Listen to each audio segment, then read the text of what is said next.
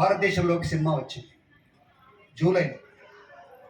1895 డిసెంబర్లో ప్యారిస్లో మొదటి సినిమా వచ్చింది, అంటే ఒక 6 నెలలకు వచ్చింది. 1896 చివరి రోజుల్లో సికింద్రాబాద్ నుండి కంటోన్మెంట్ ఏరియాలో అక్కడ పీప్ హోల్ షోస్ అనేది జరిగేవి. ఒక చిన్న డబ్బాకు లోపల బొమ్మలు, సినిమా రీల్స్, కథలే బొమ్మలు పెట్టి సినిమాలు చూపించేవాడు. ఆ పీప్ హోల్ షోస్ సికింద్రాబాద్ నుండి మద్రాసులో జరిగే ఒక మేళాకి ఇక్కడ నుండి వెళ్ళినాయి. ఇవి వెళ్ళి ఆ తర్వాత దేశం అంతా తిరిగినాయి. హైదరాబాద్లో సినిమాకు మొదటి రోజులు 1896. 1897లో స్టీఫెన్ హ్యూస్ అనే వ్యక్తి మద్రాసు నుండి ఇక్కడికి వచ్చి ఇక్కడ సినిమాలు చూపించారు. వాటికి సంబంధించిన రిపోర్ట్స్ అని కూడా Hindu, Madras times, times of ఇండియాలో రిపోర్ట్ కాబడినవి సెప్టెంబర్ 1896 నాటి పత్రికల్లో. ఇవన్నీ నేను మనం ఎస్టాబ్లిష్ చేసుకోవాలని చెప్తున్న విషయాలు కాదు, నేను రాసిన. 1908లో మూసీ వరదలు వచ్చినప్పుడు జేఎఫ్ మదన్ బృందం వచ్చి ఊళ్ళో వాటిని పిక్చరైజ్ చేశారు. పిక్చరైజ్ చేసిన సందర్భం ఆ తర్వాత వాటిని ఇక్కడ ప్రజలు కూడా నిజాం ప్రదర్శిస్తే వాటి గురించి కథలుగా చెప్పుకున్నారు. 1910లో కల్నల్ విలియమ్స్ అనే వ్యక్తి కలకత్తా నుండి మద్రాస్కు తన బదిలీపై వచ్చేటప్పుడు ఇక్కడికి ఒక 8mm కెమెరా తీసుకొచ్చి తన పిల్లలకు ఇక్కడ సినిమాలు ప్రదర్శించారు. ఆ తర్వాత తను 16mm కెమెరా కూడా ప్రొజెక్టర్ తెప్పించి ఇక్కడ సినిమాలు చేశాడు సికింద్రాబాద్లో. ఆ 16mm కెమెరాను ఆయన 1928లో లండన్ తిరిగి తీసుకువెళ్తూ అంతకుముందు తన దగ్గర 8mm కెమెరాను తన దగ్గర పనిచేసిన మహమూద్ మియా అనే పిల్లవాడికి 20 ఏళ్ళు పనిచేసింటాడు. ఆ పిల్లవాడు చదువుకోకపోతే నువ్వు 10 ఏళ్ళు 20 ఏళ్ళు, వాళ్ళ నాయనేమో కల్నల్ విలియమ్స్ డ్రైవరు, వాళ్ళ కొడుకు మహమూద్. బాబు నువ్వు 20 ఏళ్ళు చదువుకోకపోతే చెప్తే వాళ్ళు స్కూల్ పెడతారు ఇక్కడ. స్కూల్ పెడితే చదువుకోకపోతే నువ్వు ఎట్లా బతుకుతావు, మేము వెళ్ళిపోయిన తర్వాత మీ నాన్న వృద్ధుడైపోయాడు అంటే అప్పుడు మన పండ్ల బండి అంత ఒక బండిని చుట్టూ పరదా కట్టి పైన మూసేసి ఇటు 3 కుర్రలు, ఇక్కడ ఇటు ప్రొజెక్షన్, అటునేమో తెర పెట్టి ఆ 8mm కెమెరాను బిగించే అతనికి ఇందులో నీవు సినిమా రీళ్లు నడిపించుకొని బతుకు అన్నాడు. 1925 నుండి 1953 వరకు, 1925 నుండి 1953 వరకు ఆ మహమూద్ మియా పుష్కార్త్ సినిమా, తోపుడు బండి సినిమా హైదరాబాద్ నగర వీధుల్లో జరిగింది, నడిచింది. ఇది హైదరాబాద్ సినిమా. అంటే ఈ టూరింగ్ సినిమా లాంటిది. హైదరాబాద్ సినిమాకున్న అనువాళ్ళు ఇట్లా ఉంటాయి. 1922లో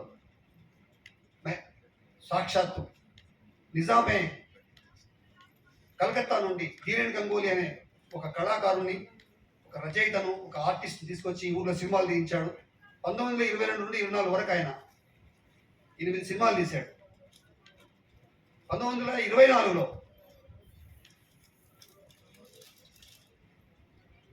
సినిమా గుర్తులేదు, అది బాంబేలో తీస్తే ఇక్కడ రిలీజ్ చేశారు. మీకు మాట్లాడే ఫ్లోలో మర్చిపోయినా. ఆ సినిమాలో ముస్లిం అమ్మాయి హిందూ చేసుకుంటారు. ఆ సినిమాని ఇక్కడ ప్రదర్శిస్తే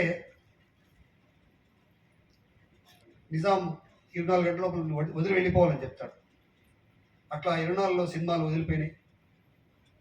అయినా కూడా ఇక్కడ ఉన్న విద్యావంతులు వాళ్ళందరూ కూడా సినిమాలకు 20 తర్వాత ఇంతకుముందు చెప్పిన వాళ్ళందరూ వెళ్ళిపోయారు. 1929లో మహావీర్ ఫోటో ప్లేస్ మరొక 10 సినిమాలు తీసింది, 8 సినిమాలు తీసినట్టుంది. ఆ తర్వాత మళ్ళీ నేషనల్ ఫిల్మ్ కంపెనీ కూడా 1930లో వచ్చి మళ్ళీ ఒక 4 సినిమాలు తీసింది. అదే కాలంలో నిజాం ఈ నేషనల్ ఫిల్మ్ కంపెనీ స్టూడియో కట్టుకోవడానికి స్థలం ఇచ్చింది సికింద్రాబాద్లో. ఇవన్నీ మూకీల కాలంలో హైదరాబాద్లో జరిగిన పరిణామ వికాసాలు. వీటన్ని కూడా చెప్తే ఒకసారి నా మిత్రుడు మొత్తం మూకీల కాలం నాటి సినిమాల గురించి ఒక పెద్ద వ్యాసం రాశాడు ఆంధ్రజ్యోతిలో. అందులో హైదరాబాద్ గురించి ఒక అక్షరం రాయాలి. నేనే ఆయన ఒక ఉత్తరం రాసిన, పత్రికకే రాసిన. అప్పుడు గొర్సు జగదీశ్వర్ రెడ్డి సండే ఇన్ఛార్జ్ అనమాట. తెలీదు, నన్నే ఆయనే సంప్రదించారు ఫోటోలు కావాలని. అయినప్పుడు అది మరి నా స్పందన వేసిన తర్వాత ఆయన కాళిదాసు కవిత్వానికి మరేదో కలిపి అని నన్ను తిడుతూ ఒక 10 పేజీ వ్యాసం రాశాడు.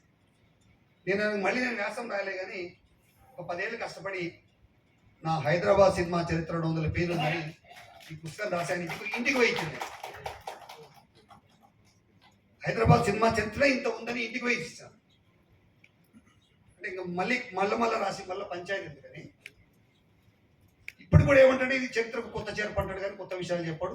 తను రాసే పుస్తకంలో ఇవన్నీ కూడా చారిత్రక ఆధారాలతోనే రాస్తున్నాను. నేనేమి కుక్కిడి పురాణం రాయలేదు. ఇప్పుడు ఈ వయసులో నేను అబద్ధాలు తప్పులు రాసి అటువంటి తప్పులు నేను మీనేసుకోలేను కదా. అట్లా తెలంగాణ సినిమాను, తెలంగాణ ప్రజల్ని వీళ్ళు ఎప్పుడైనా సరే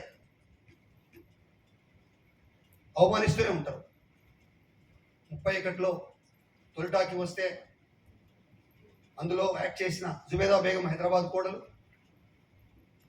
31లో 32లో తొలి తెలుగు భక్త ప్రహ్లాద అందులో పాటలు రాసింది చిద్దాల కేశవదాసు, అందులో భక్త ప్రహ్లాదుడుగా వేసింది మాస్టర్ కృష్ణారావు తెలంగాణ వాడు. ఇట్లా టాకీ వచ్చిన తర్వాత మన వాళ్ళు ఎవరు వెళ్ళలేదు. ఎందుకంటే సినిమాలంటే ఎవరిదో ఏమో అనుకుంటారు. 1952 వరకు మళ్ళీ మనకు తెలంగాణ వాడు సినిమా రంగంలోకి వెళ్ళలేదు నిర్మాతలుగా.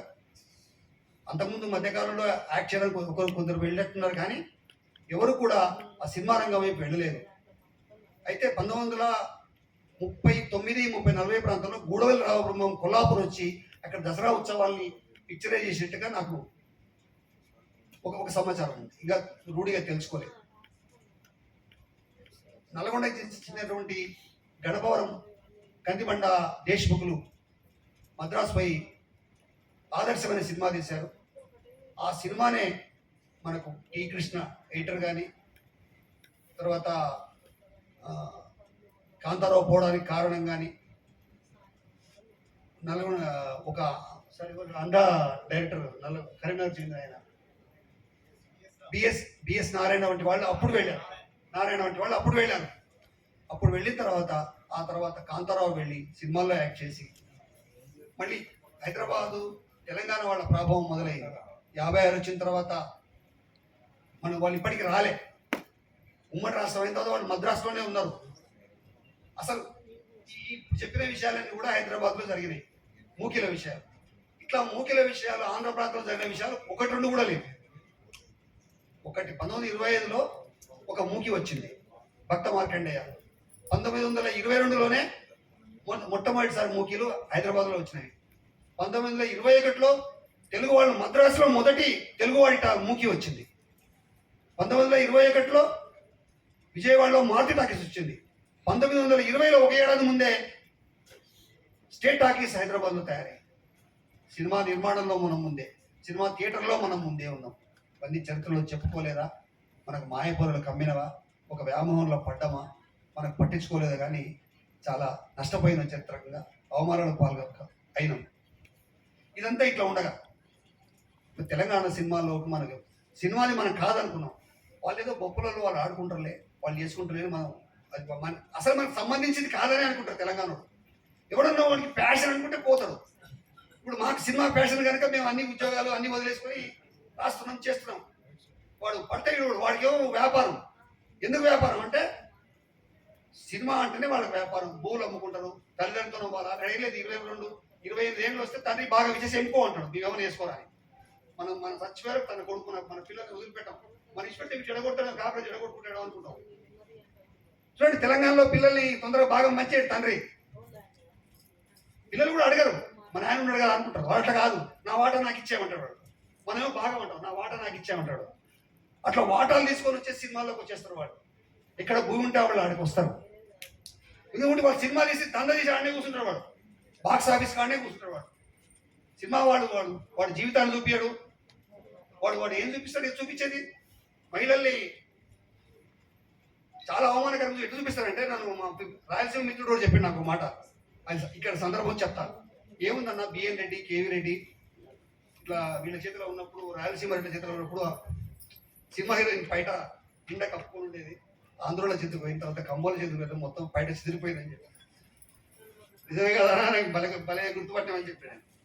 అట్లా వాళ్ళు దండ చేస్తారు, మన చరిత్రను విస్మరిస్తారు, మనల్ని అవమానం చేస్తారు. భాష శంకర్ సార్ చెప్పాడు నాకు ఒకసారి మాట్లాడటం. ప్రభాకర్ రెడ్డి గారు 60లో సినిమాల్లోకి వచ్చినప్పుడు ఆయన ఇంటికి పోయిండు. సినిమాలో యాక్ట్ నాకు ఇంట్రెస్ట్ ఉందంటే, బాబు ముందు నువ్వు భాష మార్చుకోని చెప్పాడు ప్రభాకర్ రెడ్డి. మన భాషను వాళ్ళు అవమానిస్తారు. ప్రభాకర్ రెడ్డి ఎంత గొప్పవాడండి. 26 సినిమాలకు కథలు రాశాడు, నిర్మించాడు, నటించాడు. అంత గొప్ప ప్రభాకర్ రెడ్డి తన సొంత భూములు అమ్ముకొని ఈరోజు చిత్రపురి కడితే అది మండిపాలైంది. సంక్షేమం, కార్మికుల సంక్షేమం, తోటి వ్యక్తుల సంక్షేమం గురించి తెలంగాణ వాడు ఆశిస్తారు. చిత్రపురి కట్టించింది ఎవరు? ప్రభాకర్ రెడ్డి. రాజారాం డైరెక్టర్స్ కాలనీ కట్టించింది ఎవరు? డైరెక్టర్ మన పేరు మర్చిపోయారు, బిఎస్ తెలంగాణకి ఉండేది లక్షణం, మందికి సేవ చేసే లక్షణం, వానికే ఎక్కపోయే లక్షణం ఉంటుంది.